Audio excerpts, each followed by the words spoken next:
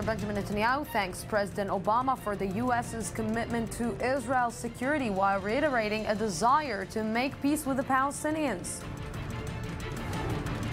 Aung San Suu Kyi is on course for a landslide victory in Myanmar's historic elections.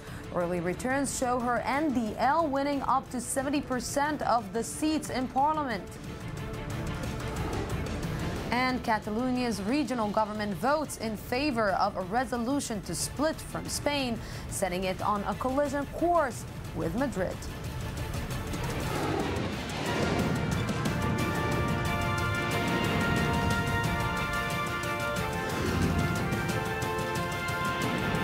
The News Today with Lucy Aharish. Good evening and welcome to the News Today. Israeli Prime Minister Benjamin Netanyahu met with President Barack Obama at the White House today as the two countries negotiate a massive military aid package. Expectations have been purposely kept low given the rocky relationship between the leaders. I-24 News correspondent Shai Ben-Ari outlines some of the issues that topped the agenda. It has been 13 months since their last meeting, 4 since their last phone call. But on Monday, U.S. President Barack Obama and Israeli Prime Minister Benjamin Netanyahu finally met face-to-face in the Oval Office. The meeting focused on negotiations for a new military aid package to Israel. The military assistance that we provide, we consider not only an important part of our obligation to the security of the State of Israel, but also an important part of U.S. Security infrastructure in the region, as we make sure that one of our closest allies can not only protect itself, but can also work with us in deterring terrorism and other security threats. Differences between the two leaders have been very public for the past 6 years. But on Monday, Netanyahu struck a conciliatory tone as he spoke of the U.S.-Israel relationship in personal terms. I want to express my appreciation to you, the appreciation of the people of Israel to you for your efforts in this regard and what you are engaging in right now. How to bolster Israel's security, how to maintain Israel's qualitative military edge so that Israel can, as you've often said, defend itself by itself against any threat. President Obama also addressed the current wave of terror in Israel and the West Bank. We condemn in the strongest terms Palestinian violence against innocent Israeli citizens. I also will discuss with the Prime Minister his thoughts on how we can lower the temperature between Israeli and Palestinians, how we can get back on a path towards peace. White House officials have admitted the president is disappointed with the stalled peace process, and in the recent past, Obama has publicly cast doubt on Netanyahu's support for a two-state solution. On Monday, however, the Israeli Prime Minister was eager to show a different face. I'll never give up our hope for peace, and I remain committed to a vision of peace, of two states for two peoples, a demilitarized Palestinian state that recognizes the Jewish state. I don't think that anyone should doubt Israel's determination to defend itself against terror and destruction, but neither should anyone doubt Israel's willingness to make peace with any of its neighbors that generally want to achieve peace with it. Statements aside, both leaders will be happy to find any common ground. Good. Thank you very much, everybody. Thank you. Thank you. Yes, and with me here in the studio to talk a little bit about that is Dani Ayalon, former Israeli Deputy Foreign Minister. Good evening. Good evening, Lucy. And also Dat Pardo, Iran expert at Hebrew University and Impact SE. Good evening. Thank you very much for coming. Let's talk at the beginning for the sentence that Barack Obama said, and it is, "I never met another leader of another country as many times as I met the Israeli Prime Minister." That proves how the United States is committed to the security of Israel. This is like, if I will talk about the subtext, it means like, I had it up to here. That's it. I cannot hear more about that. I am committed to your security. I don't want to hear about it anymore. Well, yes, but in a way, it shows again that the natural alliance between the two countries, Israel and the United States, is so strong, which is stronger than any personal relationship of any personalities who happen to sit at the White House or the Prime Minister office at any given time. And yes, he probably is very fed up with the whole situation in the Middle East. Partly he is to blame, you know, what's happening in Syria, Iraq, and Libya and other areas, Yemen. Bahrain almost was lost because of his policies.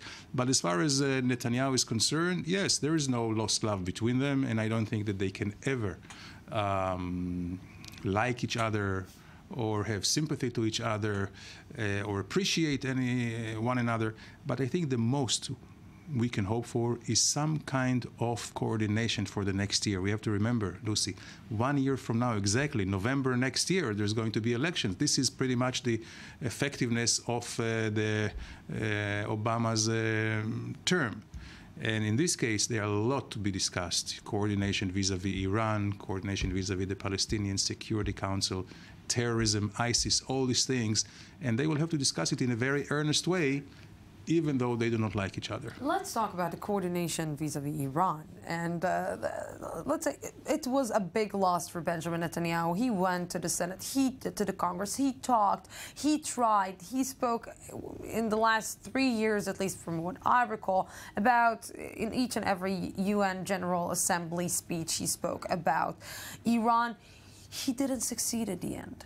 It wasn't successful, and at the end, the deal was signed. So now what the United States needs to do to make sure that Israel is safe, to give him the $50 billion package, security package that he wants? Well, I think we should go back to the personal level.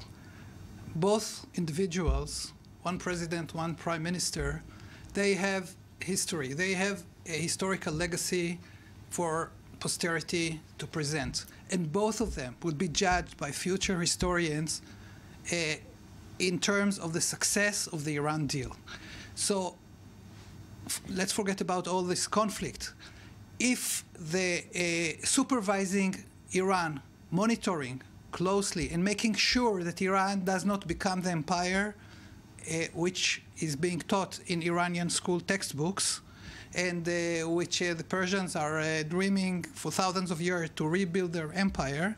So if the Persians are going to build their empire with nuclear weapons, both individuals will face, you know, a big, not such high grade in history books. So I believe there is personal interest in making this deal with Iran successful, and there is a national interest, of course. This goes without saying. You know, you pointed to something, and you said that Barack Obama has some part to blame about the current situation in the Middle East. And if we're looking about the lack of foreign policy in the Middle East, the lack of foreign policy towards what is happening, or being determined to close the deal with Iran, this is putting Israel in a really difficult situation, being the only democracy, stable country in the region.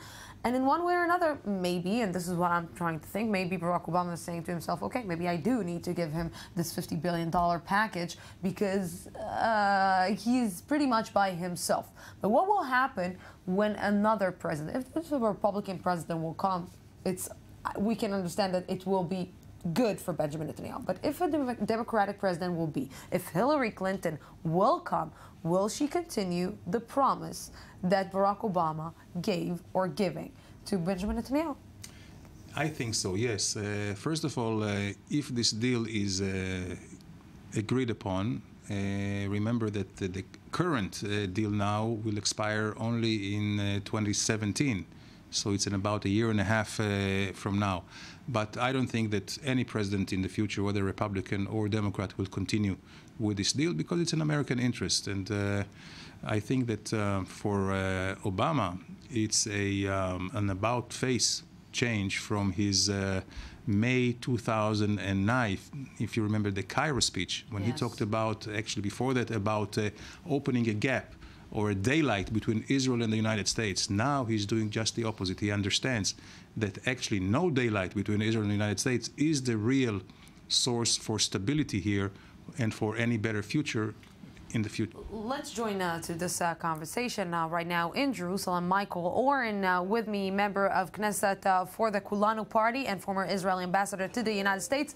Michael, good evening, and thank you very much for joining me. So let's say that if we want to sum up the meeting, we can say that it was okay? Question mark? First of all, always great to be with you, Lucy. I think it was a little bit better than okay. I think we can say that it wasn't just the optics, it was the content of what the President and the Prime Minister said. Both said what the other wanted to hear. The President heard the Prime Minister say that he was committed to the two-state solution, that he was, that they haven't given up the hope for moving forward for peace talks. Prime Minister Netanyahu did not mention the Iranian nuclear deal. However, President Obama did mention the nuclear deal and acknowledged the fact that the deal had created new challenges for Israel in the region. In contrast to what some leaked stories in the New York Times and other American publications in recent days suggesting that the President would not talk about renewing the 10-year Memorandum of Understanding, which had been signed in 2007, and as I just heard earlier, someone mentioned will expire in 2017. The President himself said that he was going to talk with Prime Minister Netanyahu about renewing the Memorandum of Understanding. I honestly, Lucy, I can't think of a better outcome than that. I'm not a great, reader of body language. I know there's lots of talkbacks about body language. Even the body language, from my perspective, looked pretty good. Michael, let's try to look at it from a different perspective. We heard today Benjamin Netanyahu actually saying that he is and he will pursue the two-state solution, although there were some rumors from American officials that maybe the two-state solution is already dead. Hearing Benjamin Netanyahu today being committed to the two-state solution, it means that Benjamin Netanyahu in his own government has the majority to actually go and proceed in this specific process? Well, it won't be easy, I'll tell you that much. My party is in the government. We're a centrist party. You could say that we're the sort of the leftmost post of that coalition. And I support limiting our building to those areas in Judea and Samaria, the West Bank, and Jerusalem that will only be part of the Jewish state should a two-state solution ever be achieved. Now, that is not a popular position within our own coalition, and it's very common in Israeli politics that you can have different parties in the same coalition who have very varying degrees of various or variant foreign policies. I remember when I was ambassador in Washington, the defense minister was Ehud Barak. He came to Washington and said, Israel will redivide Jerusalem. And the next day, the foreign minister came, Victor Lieberman, and said, Israel will never divide Jerusalem. So I'm in favor of limiting our building to the major settlement blocks of the West Bank, to the Jewish neighborhoods of Jerusalem. But even that is a very controversial policy within our own government. I believe that were we to announce that we are going to limit our building, it would be greatly appreciated by the United States. It would help the United States deal with challenges, particularly in the Security Council, where the French and the New Zealand government are preparing initiatives which would be very, very difficult for Israel, and we'd hope that the United States would oppose those initiatives. Michael, one last question. From your perspective, from where you are standing, seeing what is happening within the government with the right-wing, let's say, more right-wing parties, seeing what is happening on the American perspective, what are the chances that this peace process will, let's say, go into a new gear until at the end of Barack Obama's term? Well, we're forgetting one major actor here, and that is the Palestinians. And the Palestinians have, as they say in academia, they have agency. They make their own decisions. We don't make decisions for them. And the leadership of the Palestinians today in the West Bank, Mahmoud Abbas, the president of the Palestinian Authority, has decided to seek Palestinian statehood unilaterally without negotiations. He's trying to sue Israel for war crimes in the International Criminal Court. He has been engaged in inciting violence in the West Bank that we've seen so tragically in the last few weeks. I sincerely believe that if a Palestinian leadership were to emerge that says to Israel, okay, we are willing to sit down now. We're willing to discuss all the outstanding issues. We're willing to reach an end of claims, end of conflict based on two states for two peoples. Something that Mahmoud never said because he doesn't recognize the Jews as people. We recognize the Palestinians as people. He's never reciprocated that. If a Palestinian leader would do that, then there would be an Israeli government. I can't tell you what the actual formation of that government would be, the components of that government, but an Israeli government would sit down at the table and reach that historic agreement. Yes, Michael Oren, thank you very much for this conversation with us. Thank you. Always with you. And I want to ask, you know, we're always looking at the Palestinian side. Let's talk a little bit about the two-state solution. Let's talk a little bit about maybe the maneuver that Mahmoud Abbas did, and maybe the plan B that Mahmoud Abbas is trying to get in Egypt right now if plan A, and like we're seeing that plan A with the Americans is not working because the Americans are not willing to do anything right now. So what are the chances that the Palestinians this time will say, okay, let's go back to the negotiation table? I think it's very unlikely, not within the sentiment that you see now in the Palestinian street, not just in Gaza, but also in the West Bank, Judea and Samaria. We have to remember that Abu Mazen is also kind of losing energy, losing popularity, and it will be very, very difficult for him. Probably he's on his last stages, whether it will take a year, 2 years, I don't know. But right now, I think the best we can hope for is some kind of recalibrating the expectations. And in a way, Obama did that. We are not going to go for the final settlement now. Maybe we can go on some kind of a gradual way to move forward. You know, my position is a long-term intermediate where Palestinians get sovereignty and independence is in an area which is not all complete. At the same time, Israel gets recognition and, of course, security. And at the same time, what Israel will do, and we heard it also from Mr. Netanyahu, easing life conditions for the Palestinians as much as they can.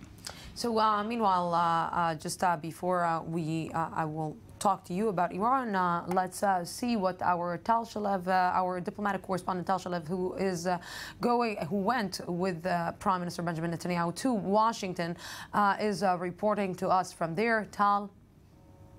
Yes, Lucy. Obama and Netanyahu stick to niceties that smiles at the opening statements. After a bitter summer of bickering on Iran, it is clear that both leaders are keen to show that the Iran deal is bygones. Netanyahu thanks Obama for his ongoing support for Israel. Obama expresses support for Israel's security and stresses that Israel's security is still the top priority. And both of them talk about cooperation in the turbulent Middle East. So for the cameras, both Netanyahu and Obama seem to appear to be mending fences. What happens inside the meeting? Of course, there's a much more practical discussion. Netanyahu comes to this meeting with an Israeli shopping list for security cooperation. Israel is seeking to increase the annual security aid it receives from the United States, and it also wants to get some new strategic understandings on what exactly will happen if Iran doesn't abide by the terms of the nuclear deal. And of course, the other burning issue is the Israeli-Palestinian conflict.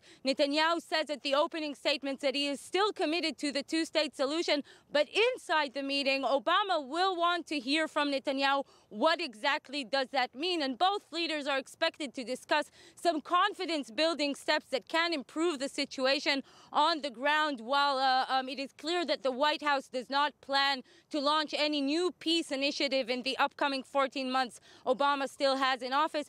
But all in all, we can sense from the atmosphere in the Oval Office that both leaders want to make the Iran deal bygones. They want to move forward and they want to put the past behind, even if it is just for the cameras. They do not want to continue to have this big rift in the Israel-U.S. relationship. Yes, Tal Shalev, thank you very much for this. Let's go back to the Iran deal and the part of Iran between Israel and the United States. What are the chances that after getting this security package, if the United States will approve this package, Israel will still consider attacking Iran? Well, I think Israel is not going to attack Iran alone. I never thought it would ever do something like that. The question, the war, as we all know, is about intelligence and about having the right information and the ability to strike in the right moment in case there is a need for that. Nobody wants a war with Iran. There are a lot of expectations that somehow a gradual change within Iranian society will also take place. But the challenge, and this is, I think, why Israel criticizes this deal so much, is that it is extremely difficult to keep the attention and to keep the intelligence and to keep all the details for years and years, while the Iranians are extremely shrewd and they plan. As Khamenei said in his letter to Rouhani, he said, the Americans threaten us with nuclear bombs. Rafsanjani declared that the project is a military project, yes, you know, after the spoils. So definitely Iran is heading for the bomb. So you're staying with me to continue talking about Iran. Dani Ayalon, thank you very much for this. And we are staying with Iran, and we are going to talk about President Hassan Rouhani, that you just raised eyebrows recently by slamming the country's conservative media outlets with ties to the Revolutionary Guards. It has raised questions about a potential power struggle between the more moderate Rouhani and hardliners aligned with Supreme Leader Ali Khamenei. Shai Ben-Ari has the story. A behind-the-scenes struggle now coming into full focus. Iranian President Hassan Rouhani used the occasion of a press exhibition in Tehran Sunday to convey fierce criticism of the media policies employed by members of his own government. Is it tolerable that in a country some media are always immune to punishment, closures, bans, and threats? Rouhani aimed the comments at Iranian media outlets linked to conservative elements of the regime, namely the Revolutionary Guard Corps. Recent days have seen the arrest of 5 journalists and activists accused by the IRGC of being part of a, quote, infiltration network. Iran's supreme leader, Ayatollah Khamenei, has spoken recently of attempts by Western powers to spread their influence in his country. But President Rouhani, perceived as a reformist, has now put the spotlight on the conservative media. Not only can they say whatever they want, but also they sometimes act like a secret police themselves. You learn from some publications who will be arrested tomorrow, what is going to be closed down, which individuals' reputations will be damaged. Rouhani also called for transparent regulations that would help prevent arrests of journalists, adding that shutting down newspapers should only be used as a last resort. The president even noted no Iranian newspaper had lasted as long as the New York Times or the Times of London. Some have explained the recent pressures on media outlets as an attempt to influence the upcoming parliamentary elections set for next February. Yes, and we're back, and Eldad Pardo is still here with me. Before I will talk with you about the signed contract of the S-300 missile deal, I want to talk with you about these statements coming from Rouhani. And from what I understood and from what I learned during these last 3 years is that nothing that Rouhani is saying is actually against what the supreme leader is saying. So from one side, what we're seeing is a very, very brave statement coming from Rouhani saying, hey, you cannot just decide for the people what they're saying and what they're not. From the other side, it's basically the supreme leader, putting words into his mouth? No, I would say the supreme leader always has this tactics or strategy throughout the years. You know, when the president who is under him makes a bold move, he supports, but then he distances himself in order to appease and placate the other side. He's accusing basically the journalist and media for collaborating with the supreme leader. Yes, yes. But if I read just for this interview the opinion part of the Kayhan journal, who is still the closest to the supreme leader. So they criticized Rouhani, but what they did, you know, they would give a full paragraph of Rouhani's words and then criticizing, full paragraph and then criticizing. If you ask any archaeologist or, you know, historian, you know, in the letter, they also brought the letters of their opponent, you know, in full. So this is a clear signal. We have in February elections, both for the parliament, the Majlis, which is like the consultative body, and the Majlis Chobregan, which is the council of experts of the Ayatollahs who are going to really make the heavy decisions for the transformation of power after Khamenei. I think Khamenei planned everything very well, including this deal with the United States. He wants transformation or transition of power within the coming decade to be as smooth as possible. On the other hand, Rouhani is facing major challenges. No, you can continue if you want. Just major challenges, particularly on the economic front. Many journalists are being arrested. Many people are being hanged. A lot of oppression and repression that goes together with the softening. On the other hand, the Revolutionary Guards and all these people, what they got from Khamenei was a free hand throughout the Middle East. And now they are in this Syrian quagmire, and their people are dying there and dying. You know, forget about the Russian help. I just want to take you to one more thing, and it's the S-300 deal. And if Israel needs to worry about something, maybe this is part of the reasons that Israel needs to worry, and maybe the rest of the world with this deal that is supposed to be a really huge missile deal. Well, worrying is never a good policy. But I would say this deal of the S-300 that Russia retracted from it in 2010, it was actually signed in 2007. Iran went to the international court.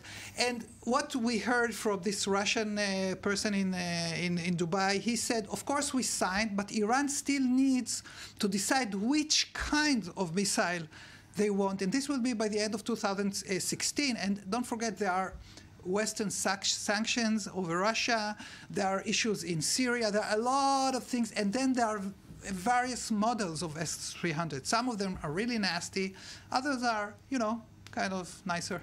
Others, it's like, okay, I don't know if to be worried or not, but it means that... you know, it's there's still time to do something about that. So let's hope that Barack Obama will sign the new security package. Yeah. Yeah. Thank you very much, Elbet Pardo, for keeping me very not worried today. Thank you very much. You're welcome. And we are going out right now for a break, a 2-minute break, and then we will be back for the rest of the news today. 2 minutes, and I'll be back.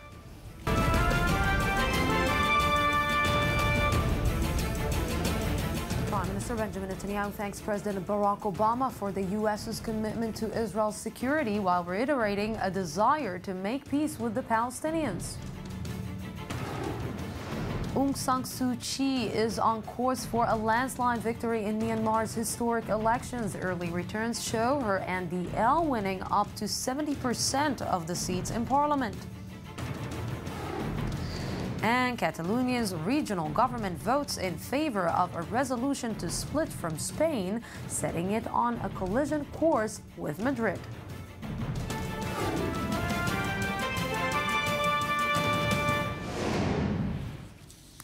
Welcome back to the news today. According to preliminary results, Myanmar's opposition party has landed a sweeping victory in the country's first free and fair general elections in 25 years. NDL leader and Nobel laureate Aung San Suu Kyi is the latest female to sweep to power in an Asian country. I-24 News correspondent Uri Shapira has more. Not president, but close enough. After more than 25 years of political struggle, including a lengthy house arrest and persecution by the military junta, Myanmar's Aung San Suu Kyi is now closer than ever to ruling the South Asian country. Her party is on course for a landslide victory in Sunday's elections, with early returns showing the NLD winning at least 70% of the seats in parliament. Who said I'm going to be the Prime Minister? The Prime Minister is below the President. I've said I'm going to be above the President. When it comes to Asian politics, Suu Kyi is not alone. Despite the traditional and largely conservative societies, women have a long history of holding power in the Far East. The first female in modern times to serve as head of a government was Sri Lanka's Sirimavo Bandaniki, who came to office in 1960 after her husband, former Prime Minister Solomon Badaniki, was assassinated. Significantly, Siramavo dropped English as the country's primary language and forged a historic pact with India. In 1994, her daughter, Chandrika, also had the honor to serve in the same role. Being a member of a political dynasty is a good way to get to the top. Such was also the case for Indira Gandhi, the daughter of India's first Prime Minister, Nehru. Indira served as Prime Minister for no less than 15 years until assassinated in 1984. The first female president in Asia was Corazon Aquino from the Philippines, who came to power in 1996 and made a dramatic shift towards democratizing the country after the rule of Ferdinand Marcos. The long agony is over. We are finally free, and we can be truly proud of the unprecedented way we achieved our freedom. But a woman in charge doesn't necessarily translate into success. In 1988, Benazir Bhutto became Prime Minister of Pakistan, but her 2 terms in office were marred by political and economic scandals. Current examples of women in power include South Korean President Park Geun-hye and newly elected Nepalese President Vyada Bandari. As the US and many European countries still have never had women leaders, Asian countries can be considered ahead of the times. But having a woman leader does not necessarily bode well for the female population. India, for example, is viewed by many as the worst place for women out of all the G20 countries. While some women have reached the highest level, many others remain stuck below. Yes, a beautiful piece by Uri Shapiro. Miri Sharf, former IBA journalist who interviewed Aung San Suu Kyi several times, is here with me in the studio. Good evening, and thank you very much for coming. Good evening. Thank you for having me. Let's start with this phenomenon that women leaders, we can find them in Asia, but we cannot find them in the Western world. How come and why? What is the atmosphere that is allowing these women to actually get to politics, to get to the status of being a leader, and the atmosphere that we're lacking in the Western world? I don't know. I guess that it's because of a dynastic way of thinking. Because if you would look at the list of the women, most of them came after either their father was assassinated, or their husband was assassinated, or their mother preceded them. So in a way, it's a conservative society which opens the door for a woman ruler, which is a bit of a contradiction. So let's talk, you met Aung San Suu Kyi several times, and... No, I interviewed her 3 times. First time on the phone when I was a reporter for Kol Israel, the foreign news desk. We had a long relationship with her late husband, Professor Michael Eres. And that's how we obtained the interview with her. It was the first telephone interview she gave to any foreign news department after her first release from house arrest. Second time I met her in Rangoon, not in her home. She had to leave her home with special permission, and I met her in the house of one of her aides, which is seen on all the posters with her, a former general, U Ten U, 88 years old, wow. Which might be, if she's not elected president because of the laws, of the present laws forbidding her because of her sons having foreign passports, he might be one of the candidates. So she had to leave her home in order to give me the interview, and that was, I had my little video camera, and I videotaped it, and it was broadcast on IBA News. The third time was for Haaretz on the phone when she was again released from one of her house arrests. She had to live through several periods of house arrests, and the first one she was not allowed to see almost anybody. She was on her own for 2.5 years. Only a cook was allowed to come here and there and help her. After 2.5 years, her husband and 2 sons were allowed a visit. Later on, her husband was very sick. He had cancer. He was not allowed by the military junta to come and visit her. They would have allowed her to go and be with him, but she was afraid she would not be allowed to come back. So she gave up her family life. To be in her country. To be in her country. She was drawn to that. She did not choose it. When you meet her for the first time, when you sit with her, you see what? A strong woman, a woman who misses her family, a woman who maybe is saying, okay, I got this entire respect from the entire world. I'm a Nobel Prize winner. I see a very, very delicate woman. When I asked her about her becoming a symbol, she kind of denied it on her personal level. But on another level, on the journalistic level, she said newspapers and media around the world, they need a symbol. It's easier to relate to a symbol rather than to a political party. So she recognized her role as the symbol of the optimism, of the revolution, of hopeful political change. She became a symbol. She did not choose. She did not come back to Burma in order to get into politics. She came to help her mother, who was in a bad. She was not afraid. I think she meditated a lot. That's what she did. She meditated. She read. She played the piano. In her first time of house arrest. Later on, she was allowed meetings with political colleagues. But no, she wrote about the fear, about the freedom of fear. And there's something very impressive in her, because at the same time of her being very, very delicate, you see that she's a strong-willed woman, not concerned with her private needs as much as one would think.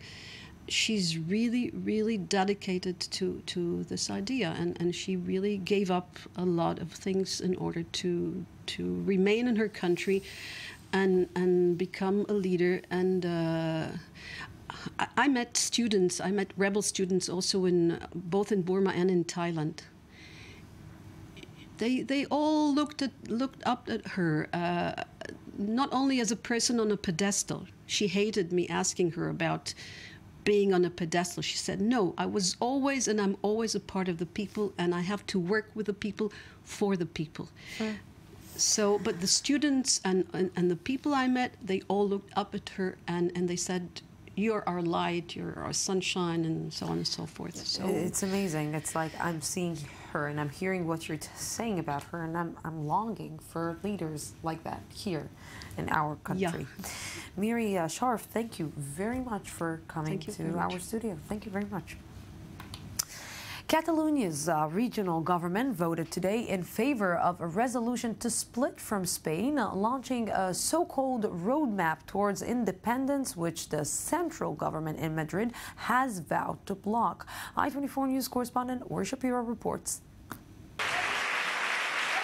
The first step towards independence, or an insignificant move bound to fail. Catalonia's regional government voted on Monday in favor of a resolution to split from Spain. 72 members supported the initiative versus 63 against. This comes a month and a half after separatist leader Artur Mas, who promised to promote a referendum on the issue, won regional elections. This chamber is carrying out an exercise in democracy because it sets the foundation that will allow for the return of full sovereignty to the people in accordance to the results of September 27th. However, not everyone is satisfied with the developments. Mr. Mas, I want to tell you, looking into your eyes, that neither you or anyone else will expel us from Spain. Spanish Prime Minister Mariano Rajoy has rejected any attempt for Catalonia to separate, as the region is a major economic and tourist center.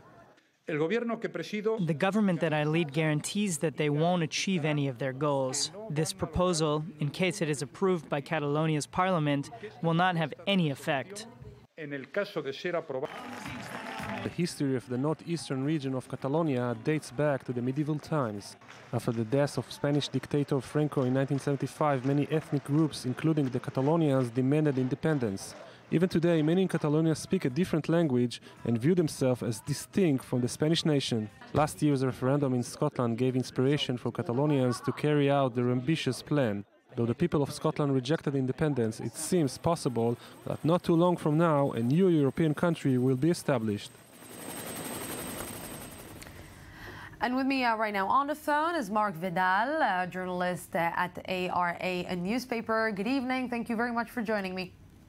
Good evening. You're welcome. So, Mark, try to explain to me what are the chances that this will actually happen? Well, we'll see next days that we expect from the Spanish government as to the Constitutional Court to block to cancel this declaration from today on the Catalan Parliament. So it seems it's going to be not going forward. The problem is that, the challenge is that the Catalan Parliament has stated that will not recognize any movement from the Constitutional Court because it seems it lacks of legitimacy from their point of view, You know, Mark, we can talk a lot about independence, we can talk a lot about the will of the people, but we understand maybe, and correct me if I'm wrong, that at the end of the day we are talking about one of the richest regions in Spain, and nobody wants to give up this amount of, let's say, good economy to independence or freedom. Yeah, well, it seems also, but the problem is that really the Spanish government has a big challenge in front of him. The best way, I think, is to look for a political solution and then not just a judicial one. No? But right now, the way forward is an election that will be called on December, on 20th, and this is a Spanish election. So the tensions are very high here right now in Spain, and the political parties are not just seeing on the future, really, but seeing on that elections on December, and they are just their agenda, are looking to this fact, no. So the problem is, I think, that the challenge is this one. Mark, when we know that from the 70%, or let's say from the people, only 20% actually voted that they want to be independent. What about the rest of the people? What about the rest of the will of the people? Are they really want that to be individuals, to be independent from Spain? Yes, this is a very complicated debate. This is not easy for anybody. The problem, I think, there is that there is not really a referendum, an official one like this in Scotland last year, and where we can check really what's the support of the independence movement. No, here we have a regional election like a referendum, but it was not a referendum. On paper. So we don't really know how many people is for and against the independence of Catalonia. Yeah, just to put the numbers into perspective, only it was 70% from 20% of the population that actually took part in this poll, right? Mm-hmm. Well, the numbers are that in the last election, the Catalan one, the regional ones, that 47% of the people vote for the independence parties. So we have 47.8% of people of Catalonia in the pro-independence camp. So against, it seems it will be something like 52, 51 point, I don't know. But, well, this is not a referendum where the yes and no ballots are on the play, but a regional election. So it's not so easy to compare, Yeah, I just going to say that it's just like the Israeli-Palestinian conflict, just with a much better economy between the two sides. Thank you very much, Mark Vidal. Thank you very much for this. And with me right now, if we're talking about economy, is Daniel Roth, I-24 News economy correspondent. Good evening. Good evening. Do you want to say one word about that? I want to say many words about that. There's a lot to say about what's at stake in that. Yeah, but we will keep it for another. Let's talk about from Spain and from their, let's say, rich problems yes. to Obama and Canada. Yes. That we are doing something for For us, for the world? Yes, so this is all coming just some weeks before the international community gathers in Paris to talk about carbon emissions. Barack Obama announced that he's nixing the Keystone Pipeline, which TransCanada, a major Canadian corporation, had proposed in 2008, which would have taken tar sands oil 800,000 barrels a day and brought it down to the Gulf of Mexico, site of the BP oil disaster some years ago. This could bring, what, a dispute between Canada and the United States, or this is for a good cause, so everything is good, but Canada is actually being, just gets stuck with a big problem. Yeah, so this is actually a huge win for activists, Canadian and American activists alike. They were fighting to stop this primarily on environmental grounds, and the potential of a spill was there, and it was going to ruin land for sure. But this was primarily a symbolic win about the nature of Canadian and American economies, their focus on domestic oil, the American economy investing heavily in that, the Canadian economy investing heavily in the tar sands as well. And so this, to Canadians, it seemed to the Canadian government, the new Prime Minister who's a proponent of the Keystone Pipeline, this was a disappointment.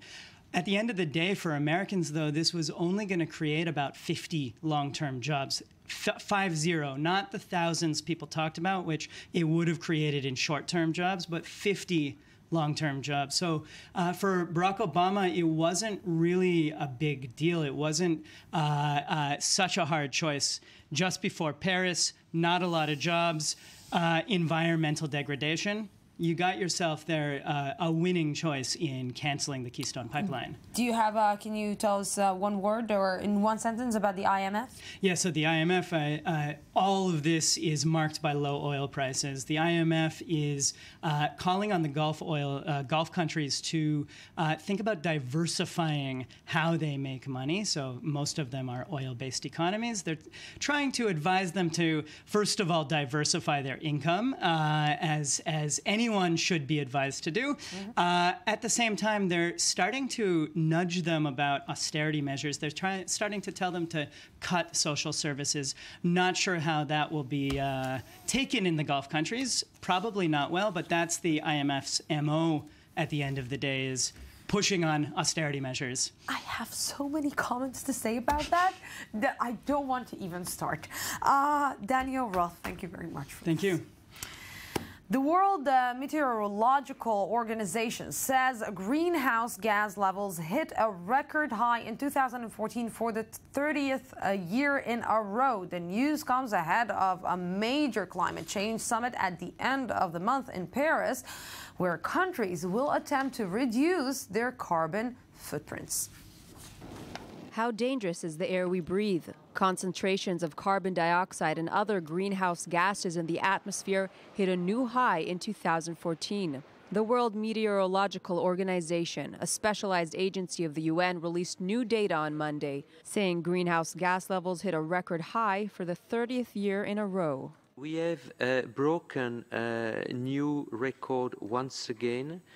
Over the last 25 years, between 1990 and 2014, there was a 36% increase in the radiative forcing of greenhouse gases. Excess energy trapped by CO2 and other greenhouse gases is heating up the Earth's surface, which increases atmospheric water vapor and traps even more heat. The result? Climate change may be moving the world into unchartable territory, which raises concern over the planet becoming more dangerous and inhospitable for future generations. The report comes ahead of the UN Climate Change Summit in Paris and provides a scientific base that could influence decision-making. Every year we say that time is running out, and this year just adds to this pressure. And it's very important that these figures are taken into account by the negotiators. The current findings say expect hotter global temperatures, more extreme weather events like heat waves and floods, melting ice, rising sea levels, and increased acidity of the oceans. While the threat of CO2 is one that we cannot see, this invisible threat is a very real one, and it's happening now. now it's this time of the week again. Yes, it's Monday, and Dov Lipman is here, former Knesset member for the Yesh Atid party and political analyst. Good evening. Good evening, Lucy. Good to be here. But Charles Biblezer is in my ear, and Sheldon Schroer, media spokesman for the Democrats Abroad Israel, is here.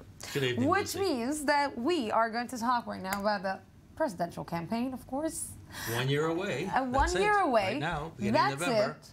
And it's getting interesting by the minute. And Ben Carson is just, you know, yesterday I said to Charles, yo, he's getting interesting. He's yo, getting funny and pathetic. Yeah, but here you have a person whose entire campaign essentially was built on the clean image, the remarkable story, where he came from, the inspiration. And then just like that, it all just tanks over absolute falsehoods in an autobiography about being applying and accepted to West Point. Lucy, it boggles the mind. I just tried to think to myself, what did he think to himself about saying about Joseph from the Bible, that built the pyramids, and like writing this rap song and saying all the things that he said, talking about the Holocaust and a lot of things. And I'm asking myself, really, isn't it time for him to just drop? Well, I think that time is going to come now, and there are many experts that are saying that these last few days in particular were particularly poor for him. Again, in terms of the image that he had built for himself, and then all of a sudden shifting towards someone completely different, and we might really see a significant drop because of it. Because again, his entire campaign and success was built on that image, and now it's starting to go away. I think with him, it's going to be very interesting to see what happens tomorrow. Because tomorrow is a Republican debate again, where you're going to have this entire, group of, the Green Bay Packers is practically just getting out there and talking. If Mark is hearing you right now, it's just great. If Mark Tell will hear you right now. But the key thing is, some people run, like Ben Carson runs on his personality. Vote for me because I'm a good guy with good values, and I'm the sort of person that you want me to lead. Not so much because of the issues that I represent, because the basic issues it represents are, honesty, Christianity makes this, it's a Judeo-Christian ethic, that honesty, the good old days, the nice feeling, that's what he's running on, rather than specific issues. The same thing Donald Trump is running on, his personality. Of course, Donald Trump is abrasive, and he's calm and just a nice guy.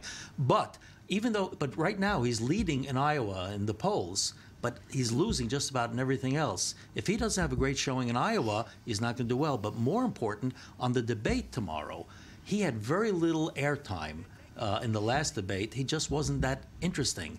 And I think he has to have a good showing now if he wants to maintain some credibility. And I think he has to show that he has something behind him besides being just a nice guy. Let's talk about somebody who has been interesting since the beginning, but maybe dropped a little bit with his let's say, popularity in the last few weeks, and it's Donald Trump. And this is why, he's going to Saturday Night Live to boost up his popularity and be funny again? I have to be honest with you, it was fantastic, and I've sat here for months being critical. There was something about it that was likable, the self-denigrating humor, but also getting messages in. Whether we can analyze how, but making America great, telling Putin he's a liar, all of these things, the messages got across, but he was likable, Lucy. He was likable, likable. Dov, what are you saying? I'm just telling you, that's the impression I got as I watched it. It was a great showing, and I think the combination of that with Carson's mistake, I think you'll see a gap develop between the two.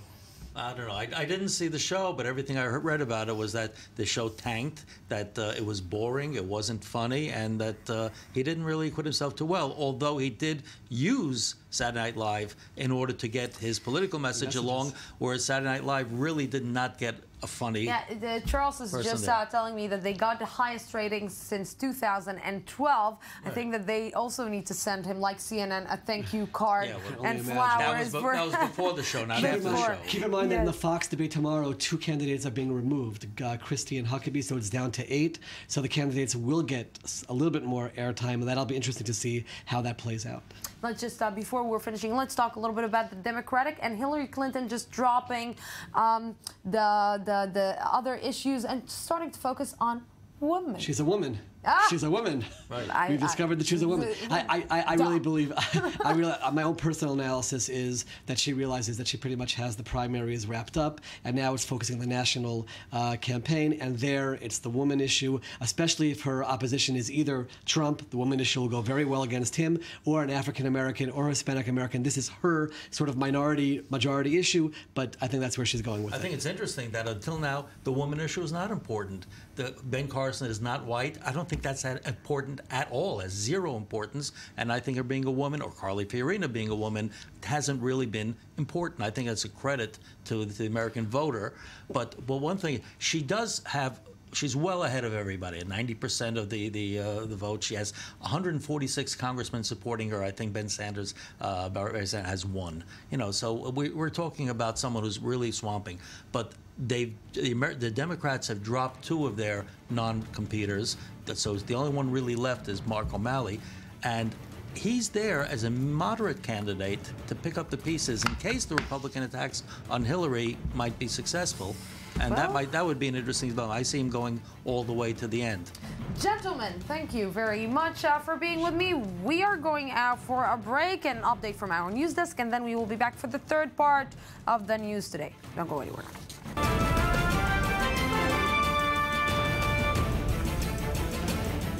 Welcome back to the news today. There is growing evidence that the Russian plane crash in Sinai was caused by a bomb. The Islamic State immediately took responsibility for downing the craft, but many dismissed the claim. Fast forward 10 days, and people are now talking the local IS affiliate more seriously. Just how dangerous is the group, and does it pose a threat to the regime of President Sisi?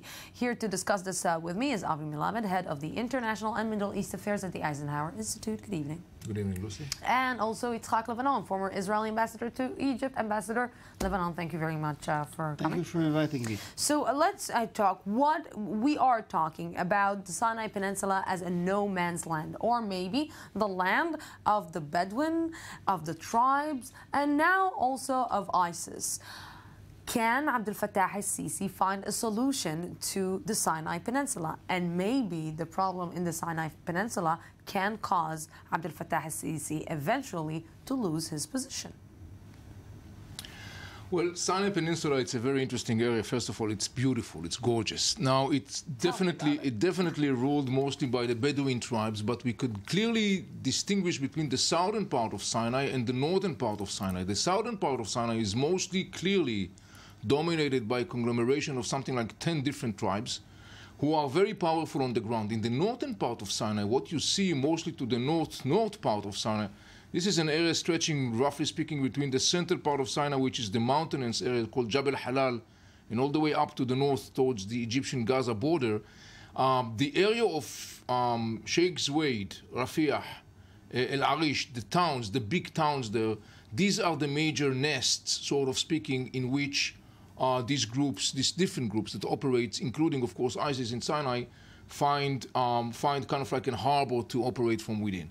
Now, we have to remember, terror and Islamic terror is nothing new for Egypt. Egypt has been struggling with that for decades. And in that context, to a certain extent, as it sounds like cynical to say, Abdel Fattah Sisi, like previous presidents of Egypt, in a way benefits from the challenge of terror, because we know very well that there is nothing like an external enemy basically to bring people together. So this is one of the cards that Abdel Fattah Sisi is playing with.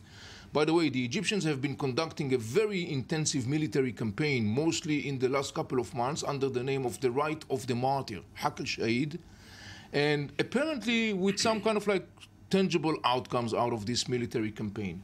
Did they totally outroot the challenge of ISIS from Sinai? No. We have to remember that Sinai is part of a very large envelope, which includes Sudan in the south, Libya in the west, and to a certain extent, Gaza Strip in the east, that basically keep and maintains this harbor, these terror pockets that we see in Sinai. When the world talked about the Arab Spring, maybe Egypt was one of the biggest signs of the Arab Spring. We saw the Muslim Brotherhood going up. We saw the Muslim Brotherhood going down. We saw Abdel Fattah al-Sisi taking control. And what I am seeing now, and I'm asking myself, will Abdel Fattah al-Sisi manage to keep his position and prevent another Arab Spring from happening and another uproar from happening in Egypt after we're seeing that Egypt is not a silent country? The Arab Spring eventually didn't get the results that it aimed for. Look, to be candid, Lucy, I think that another Arab Spring is unlikely to happen, for several reasons.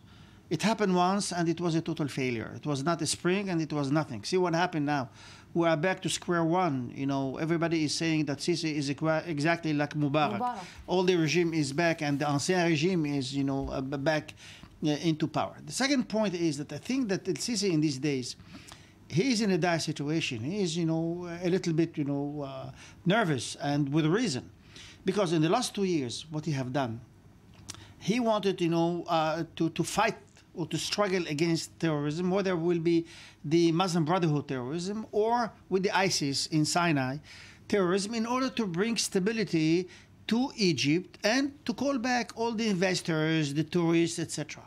Now, with the crash of this plane, not only, you know, the struggle or the fight or the war, which the Egyptian army is doing, you know, in Sinai against the ISIS, this is a serious blow to the, let's say, the campaign or the idea of el-Sisi to bring stability to Egypt.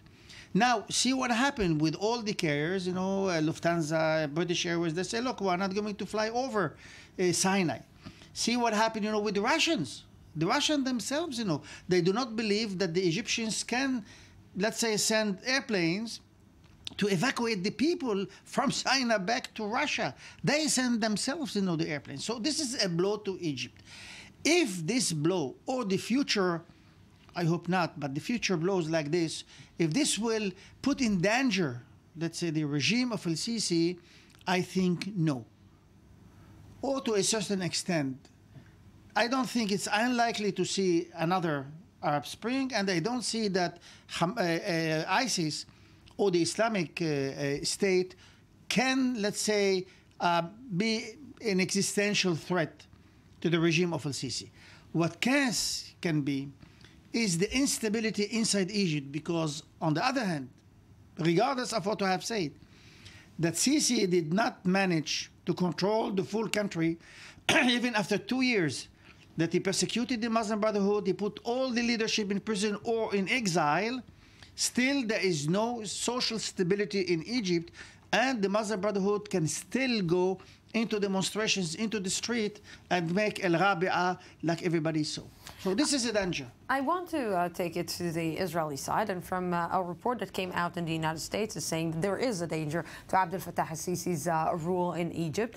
Israel helped in giving or investigating the last crash. What is the role of Israel in this specific crisis that Egypt is experiencing? Because Israel and Egypt, well, they have the peace agreement between them, and maybe for Israel's benefit, it's good that Abdel Fattah al-Sisi will stay there. So what is the role that Israel is playing in this, if it's playing a role?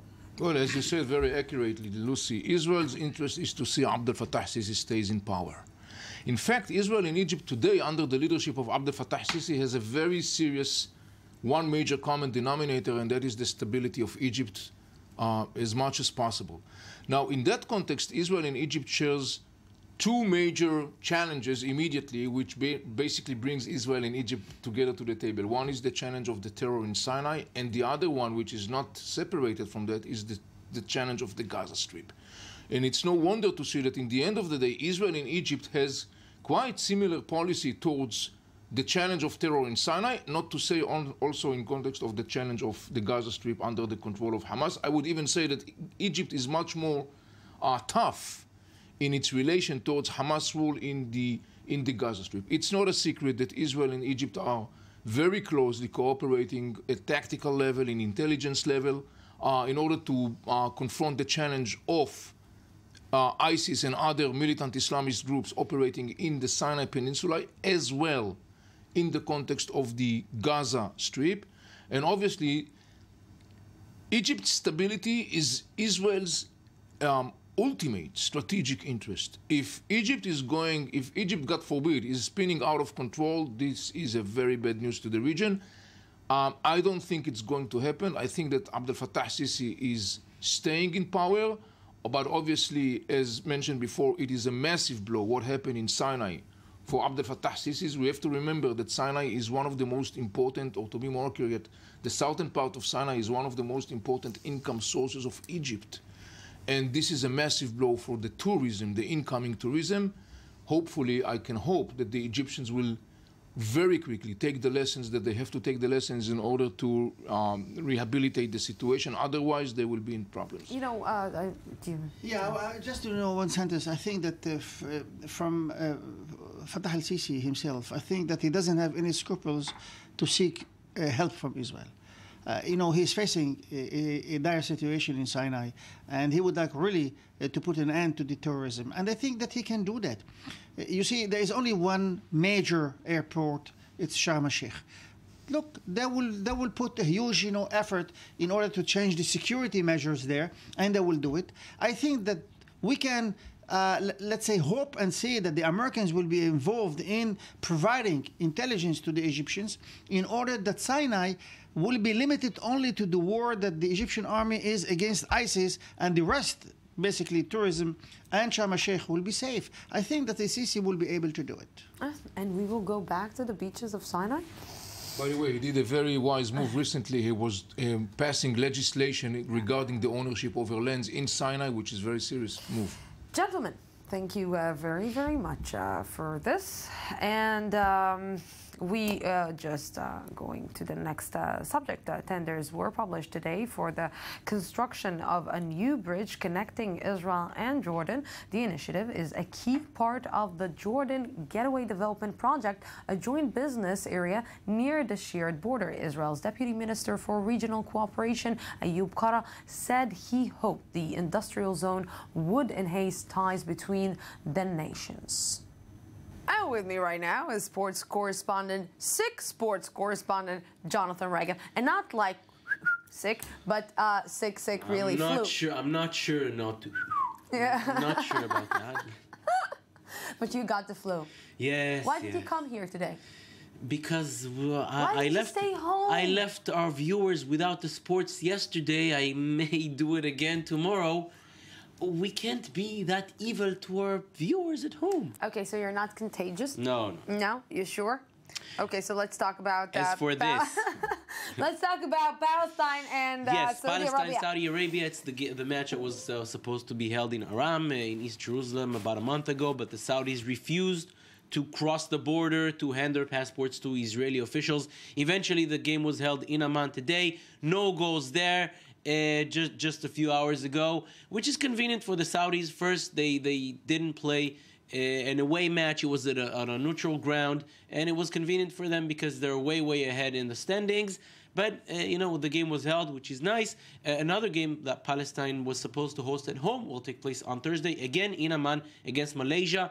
For the same reason, the Malaysians refused to cross the Allenby Bridge because, God forbid, they may have to give their documents to Israelis, and those evil Israelis may eat the documents. I don't know.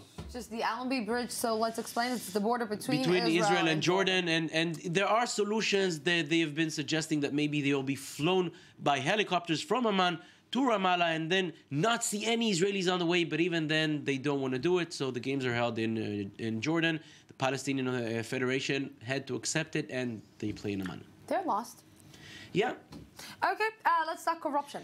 Yay! We mentioned this already on Thursday, that the IAAF, the International Athletics Federation, and today the Anti-Doping Agency basically held a press conference in which they said that Russian the Russian athletes must be expelled from the Russian Federation, actually, must be expelled from international athletics competitions, which is a big thing because of systematic doping. We spoke about that last week. Yeah. And it makes you wonder, the biggest name, for example, in women's pole vault is Yelena Isinbayeva. She made world records again and again and again. Was she doping all this time? Maybe so, because there was systematic doping there, and the people at the IAAF, they apparently they looked aside. Maybe money was involved. It just doesn't look right. And again, it happened in FIFA. Now it happens in the IAAF. How is this happening in all these big organizations? I wonder how. Yes. Big money? Pretty much, yes. Maybe. Okay. You want to talk about Sepp Blatter? Yes, we mentioned FIFA and how popular or unpopular he is. Mm-hmm. Look at this. This is an annual event at the village of Edinburgh in England, where they created an effigy, there we see it, of Sepp Blatter. What do they do with the effigy? Look at this. They count down, and then boom, the head is blown up. Oh my God. Yes. Now. Oh my God. Now, am I suggesting that people blow up other people's heads? No, we're not ISIS. And yet, if you ask how unpopular Sepp Blatter is, this is what the people at the town of Edinburgh... I would never do that to you. Really? No, because when you have the flu, sometimes you wish people would do this to you. And then you think, maybe I would feel better. Yay. No. I don't know how about Sepp Blatter. I will never do that to you. Good, I'm happy. I'm happy that I came here today because now I know my head will not be blown up. No, never. Just just don't breathe in my face and just stay away just be safe and be healthy. Don't get into the studio again when you're not healthy. No, it ain't gonna happen. But I love you, and I'm not going to blow your head. Yay! Perfect. Jonathan Reagan. Thank you, Lucy. Welcome. Feel good. Yes, and that's it for tonight. Just from me, from the Jaffa Port, from I-24 News. Have a great night. Stay safe. Stay healthy. Of course, no sick, no flu, no nothing. Just from the Jaffa Port, Israel. Have peace. Have a great night.